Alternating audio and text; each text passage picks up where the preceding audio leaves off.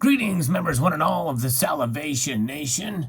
Well, it shouldn't be a surprise for many of us that the federal spending has now topped $6 trillion for the first time, and the deficit has topped $3 trillion for the first time. Yes, indeed.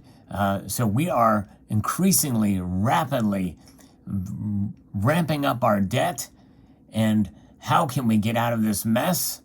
Let's explore.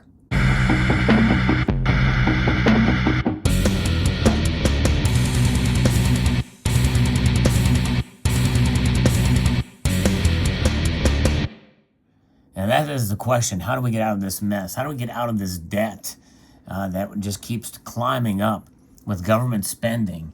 That's a huge bipartisan problem. In fact, you may even be able to say it's a tripartisan problem if you don't count Trump as being an establishment party member. But nonetheless, the presidency, the House of Representatives, and the Senate, all of those institutions have no problem with spending money, and they champion it, seems like.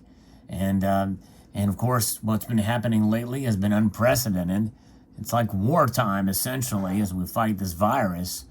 And but nonetheless, when you measure it out compared to the GDP, we're at wartime levels for sure in spending. But you think about it, how we have just now topped $6 trillion in spending for the very first time, and with this deficit spending at $3 trillion. Looking at this here from an article from CNS News, it says the federal spending has topped $6 trillion for the first time in any fiscal year in the nation's history. And the federal deficit has topped $3 trillion for the very first time as well. There is still yet another month left in the fiscal 2020, which runs to the end of September. If you were to pull this out into a graph, you would see that the first mark of a notable increase in spending rapidly from the year prior was in 2009. But we've been on a steady increase for quite some time before that. But it has increased pretty greatly in 2009. But then it kind of scaled back a bit. But no year since then has been at the level where it was before 2008. And then in 2019, we saw rapid spending upwards that kind of flowed in the same way. But in 2020, it broke and shattered all records so far, with 1 month left to go in the fiscal year. And it is something else, what's happening here.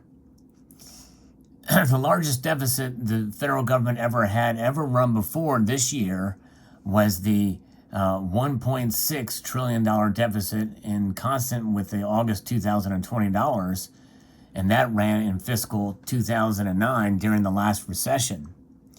But we have certainly topped that. The most expensive federal department so far this year has been the Department of Health and Human Services, which spent $1.378 trillion through August. I guess it does kind of make sense, considering that we're spending a lot of money on this coronavirus, fighting it and coming up with a vaccine and the like. The second most expensive has been the Social Security Administration, which spent $1.05 trillion through August. Through August, the Department of Defense had spent $627.49 billion. The Treasury also spent $483.8 billion through August in gross interest on Treasury debt securities. And it is something to see how this money is played out there. But what does that mean with the debt? And the debt's going to go up, and it's going to keep climbing. And we're now at $26.7 trillion in national debt here. And that is a debt per citizen of $81,000 per citizen in the United States. Per taxpayer, it's about the average cost of a house in some areas, about $214,000. And so it's a lot. And when you look at the debt to GDP ratio, in 1960 it was 52%. In 1980, it was 34.65%. In 2000 was 56.4%. But now it's exploded those previous records at 136.72%. Wow. And it is something else. This is where we are at in this nation. And, with the debt, it's unsustainable, but is it unsustainable? How long can it continue? That's the question, that's the guess that people are wondering. Because as the deficit spending continues, the national debt goes up, as the M2 money supply increases, our dollars become worth less each year as they increase. And so that leaves us to wonder what the state of the dollar will be. I think as long as there's confidence in the dollar, these debts and deficit spending can go on for quite some time. And that's the reality, at least that we've seen up until this point. The dollar is the strongest currency in the breadbasket of currencies that the IMF gauges. About, as I said, 60% transactions between nations, or 60% of nations transact in US dollars between nations and the like. But what about this debt? What about this deficit spending? Well, we could be fiscally responsible, sure. But even if we were to be fiscally responsible, it'll be a drop in a bucket at this point if we try to cut government programs and the like to try to get us back on track. Maybe that would possibly give more confidence to the dollar, which would be a good thing. And I certainly think if they cut the money supply, that would at least help strengthen the dollar's value, at least, because the Federal Reserve targets the dollar every year at a 2% inflation rate. So the dollar is worth 2% less this year than it was last. And it's really unfortunate.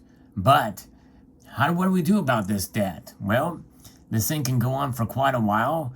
We're going to hit $30 trillion sooner than you think. And we had, I did a video earlier, and the reason why I'm showing you these particular coins here, these are the United States government issued, backed by the government, gold, silver, and platinum coins.